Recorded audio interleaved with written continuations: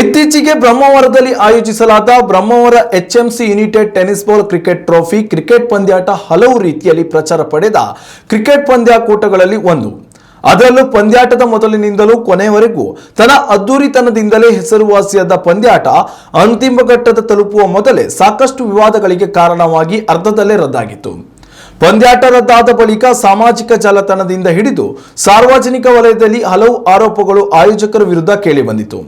ಸದ್ಯ ಇದೇ ವಿಚಾರದ ಕುರಿತು ಆಯೋಜಕರು ಸ್ಪಷ್ಟನೆಯ ಜೊತೆಗೆ ಬಹುಮಾನ ವಿತರಿಸಿ ಆಶ್ಚರ್ಯ ಮೂಡಿಸಿದ ಘಟನೆ ನಡೆದಿದೆ. ಎಚ್ಎಂಸಿ ಯುನೈಟೆಡ್ ವತಿಯಿಂದ ಬ್ರಹ್ಮಾವರದಲ್ಲಿ ಜನವರಿ 23ರಿಂದ 3 ದಿನಗಳ ಕಾಲ ಈ ಟೆನ್ನಿಸ್ ಬಾಲ್ ಕ್ರಿಕೆಟ್ ಟೂರ್ನಿಯನ್ನ ಆಯೋಜಿಸಲಾಗಿತ್ತು. ಟೆನ್ನಿಸ್ ಬಾಲ್ ಕ್ರಿಕೆಟ್ ಇತಿಹಾಸದಲ್ಲಿಯೇ ಅತಿದೊಡ್ಡ ಬಹುಮಾನ ಮೊತ್ತ ಹೊಂದಿದ್ದ ಈ ಟೂರ್ನಿಯಲ್ಲಿ ಆಯ್ದ 16 ತಂಡಗಳು ಭಾಗವಹಿಸಿದ್ವು. ಬೆಂಗಳೂರು, ಮಧ್ಯಪ್ರದೇಶ, ತಮಿಳುನಾಡು, ಶ್ರೀಲಂಕಾ ಹಾಗೂ ಗಲ್ಫ್ ರಾಷ್ಟ್ರದ ಆಟಗಾರರು ವಿವಿಧ ತಂಡಗಳ ಪರವಾಗಿ ಕಣಕ್ಕಿಳಿದಿದ್ರು.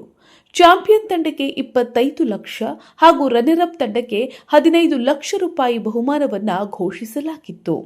ಜನವರಿ 25ರಂದು ನಡೆದ ಜಾನ್ಸನ್ ಕುಂದಾಪುರ ಹಾಗೂ ಪಂಚಜನ್ಯ ತಂಡಗಳ ನಡುವಿನ ಕ್ವಾರ್ಟರ್ ಫೈನಲ್ ಪಂದ್ಯದ ಅಂತಿಮ ಕ್ಷಣದಲ್ಲಿ ಉಂಟಾದ ವಿವಾದದಿಂದ ಗೊಂದಲ ಸೃಷ್ಟಿಯಾಗಿದ್ದು, ಕಾನೂನು ಸುವ್ಯವಸ್ಥೆ ಕಾಪಾಡುವುದು ಕಷ್ಟವಾದ ಹಿನ್ನೆಲೆಯಲ್ಲಿ ಪಂದ್ಯಾಟವನ್ನ ಸಂಘಟಕರು ರದ್ದುಗೊಳಿಸಿದ್ರು. ಈ ಘಟನೆಗೆ ಸಂಬಂಧಿಸಿದಂತೆ ಸಾಮಾಜಿಕ ಜಾಲತಾಣಗಳಲ್ಲಿ ವ್ಯಾಪಕ ಚರ್ಚೆಗಳು ನಡೆದಿದ್ದವು. ನಂತರ ಪೊಲೀಸ್ ಠಾಣೆಯಲ್ಲಿ ಪ್ರಕರಣ ಇತ್ಯರ್ಥಗೊಂಡ ಬಳಿಕ ವಿವಾದಕ್ಕೆ ಕಾರಣವಾಗಿದ್ದ ಜಾನ್ಸನ್ ಕುಂದಾಪುರ ತಂಡವನ್ನ ಟೂರ್ನಿಯಿಂದ ಕೈಬಿಟ್ಟು ಖುಷಿ ಅಮರ್ ಪಂಚಜನ್ಯ ತಂಡವನ್ನ ಸೆಮಿಫೈನಲ್ ಪ್ರವೇಶಿಸಿದ ತಂಡವೆಂದು ಘೋಷಿಸಲಾಯಿತು. Brahmavar HMC United tennis ball cricket ಟ್ರೋಫಿಯ ವಿಜೇತ ತಂಡಗಳನ್ನು ಸೋಮವಾರ ಅದೃಷ್ಟದ ನಾಣ್ಯ ಚಿಮ್ಮುವ ಮೂಲಕ ಆಯ್ಕೆ ಮಾಡಲಾಯಿತು. ಈ ಪ್ರಕ್ರಿಯೆಯಲ್ಲಿ ಖುಷಿ ಅಮರ್ ಪಂಚಜನ್ಯ ತಂಡ ಚಾಂಪಿಯನ್ ಆಗಿ ಟ್ರೋಫಿಯನ್ನ ತನ್ನದಾಗಿಸಿಕೊಂಡ್ರೆ, ಬೆಂಗಳೂರು ಜಯ ಕರ್ನಾಟಕ ತಂಡ ರನ್ನರ್ ಅಪ್ ಪ್ರಶಸ್ತಿಗೆ ಪಾತ್ರವಾಯಿತು. ಉಡುಪಿಯ ಮಣಿಪಾಲ್ ಇನ್ ಹೋಟೆಲ್ನಲ್ಲಿ ಆಯೋಜಿಸಲಾಗಿದ್ದ ಕಾರ್ಯಕ್ರಮದಲ್ಲಿ ಈ ಆಯ್ಕೆ ಪ್ರಕ್ರಿಯೆ ನಡೆಯಿತು. ವಿಜೇತ ಹಾಗೂ ರನ್ನರ್ ಅಪ್ ತಂಡಗಳೊಂದಿಗೆ ಸೆಮಿಫೈನಲ್ ಪ್ರವೇಶಿಸಿದ್ದ ಇಜಾನ್ ಚೈತನ್ಯ, ಫೈಜರ್, ಎಚ್ಎಂ ಏಕ್ತಾ ಹಾಗೂ ಫ್ರೆಂಡ್ಸ್ ಬೆಂಗಳೂರು ತಂಡಗಳಿಗೆ ತಲಾ 5 ಲಕ್ಷ ರೂಪಾಯಿಗಳಂತೆ ಒಟ್ಟು 20 ಲಕ್ಷ ರೂಪಾಯಿ ಬಹುಮಾನವನ್ನ ವಿತರಿಸಲಾಯಿತು. ಸೆಮಿಫೈನಲ್ಗೆ ಅರ್ಹತೆ ಪಡೆದ 4 ತಂಡಗಳ ನಡುವೆ ನಡೆಸಲಾದ ಅದೃಷ್ಟದ ಆಯ್ಕೆಯಲ್ಲಿ ಪಂಚಜನ್ಯ ಹಾಗೂ ಜಯ ಕರ್ನಾಟಕ ತಂಡಗಳು ಫೈನಲ್ ಪ್ರವೇಶಿಸಿದ್ವು. ಫೈನಲ್ನಲ್ಲೂ ನಾಣ್ಯ ಚಿಮ್ಮುವ ಮೂಲಕ ಪಂಚಜನ್ಯ ತಂಡವನ್ನ ಚಾಂಪಿಯನ್ ಎಂದು ಘೋಷಿಸಲಾಯಿತು. ಕೇವಲ 3 ಪಂದ್ಯಗಳು ಕೊನೆಯದಾಗಿ ಬಾಕಿ ಇದ್ದು, ಒಂದು ಕ್ವಾರ್ಟರ್ ಫೈನಲ್ ಪಂದ್ಯ ಕೊನೆಯ ಹಂತದಲ್ಲಿ ಸಾಕಷ್ಟು ಜಿದ್ದಾಜಿದ್ದಿನ ಹೋರಾಟ ನಡೆಯುತ್ತಿದ್ದಾಗ ಆ ಒಂದು ಅಂಪೈರ್ ತೀರ್ಮಾನಕ್ಕೆ ಆಟಗಾರರು ಗೌರವ ಪಡೆದೇ ಇದ್ದಾಗ ಥರ್ಡ್ ಅಂಪೈರ್ ತೀರ್ಮಾನಕ್ಕೆ ಬಂದ್ರಿ. ಆ LBW ಮನವಿಗೆ ಅದು ನೋಟ್ಔಟ್ ಆಗಿತ್ತು. ಅಂಪೈರ್ ತೀರ್ಮಾನ ನೋಟ್ಔಟ್ ಆಗಿತ್ತು. ಥರ್ಡ್ ಅಂಪೈರ್ ತೀರ್ಮಾನ ಕೂಡ ನೋಟ್ಔಟ್ ಆಗಿತ್ತು. ಅದಕ್ಕೆ ವಿರೋಧ ಆಟಗಾರರು ಅದು ಒಪ್ಪಲಿಲ್ಲ, ಇದು ನಿರ್ಣಯ ಸರಿ ಇಲ್ಲ ಅನ್ನೋ ಹಂತಕ್ಕೆ ಬಂದು ಅಲ್ಲಿಯ ಠಾಣಾ ಉಪನಿರೀಕ್ಷಕರಾಗಿರುವ ಅಶೋಕ್ ಮೊಳಬಾಗಿಯವರ ವಿನಂತಿ ಮೇರೆಗೆ ಆ ಒಂದು ಪಂದ್ಯಾಟವನ್ನು ನಾವು ಆ ದಿನ ಸ್ಥಗಿತಗೊಳಿಸಿದ್ದೆವು.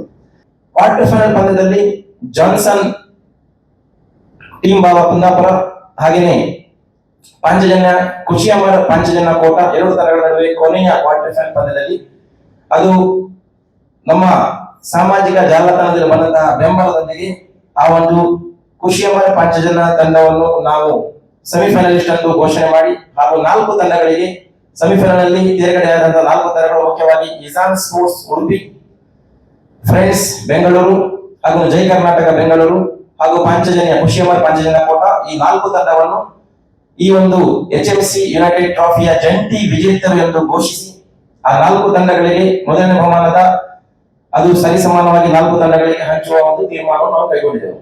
ಒಟ್ಟಾರೆಯಾಗಿ ರಾಜ್ಯ ಮಟ್ಟದಲ್ಲಿ ತನ್ನ ಅದ್ಭುತ ಆಯೋಜನೆಯ ಮೂಲಕ ಗಮನ ಸೆಳೆದ ಕ್ರಿಕೆಟ್ ಪಂದ್ಯಾಟ ಕೊನೆಗೂ ಬಹುಮಾನ ವಿತರಣೆಯ ಮೂಲಕ ಸುಖಾಂತ್ಯ ಕಂಡಿದೆ. ಆದರೂ ಸಾಮಾಜಿಕ ಜಾಲತಾಣದಲ್ಲಿ ಈ ಕ್ರಿಕೆಟ್ ಪಂದ್ಯಾಟದ ಕುರಿತು ಚರ್ಚೆ ಮುಂದುವರೆದಿದೆ. ಪ್ರಥಮ, ದ್ವಿತೀಯ ಬಹುಮಾನದ ಜೊತೆಗೆ man of the match, man of the series ಯಾವಾಗ ವಿತರಿಸುತ್ತೀರಿ ಎನ್ನುವ ಪ್ರಶ್ನೆಗಳು ಕೂಡ ಕೇಳಿ ಬರ್ತಿದೆ. Ashwath Acharya, News Next Udupi. ಉತ್ತಮ ಸಂಸ್ಕಾರಯುತ ಶಿಕ್ಷಣದೊಂದಿಗೆ VSS English medium CBSE school Udupi Muddur. ನರ್ಸರಿಯಿಂದ 10ನೇ ತರಗತಿವರೆಗೆ ಶಿಕ್ಷಣದ ಜೊತೆಗೆ 5ರಿಂದ 10ನೇ ತರಗತಿವರೆಗಿನ ವಿದ್ಯಾರ್ಥಿನಿಯರಿಗೆ ಉತ್ತಮ ಹಾಸ್ಟೆಲ್ ಸೌಲಭ್ಯವೂ ಇದೆ. ನಿಮ್ಮ ಮಕ್ಕಳ ಪ್ರವೇಶಾತಿಗಾಗಿ ಈ ಸಂಖ್ಯೆಗೆ ಕರೆ ಮಾಡಿ.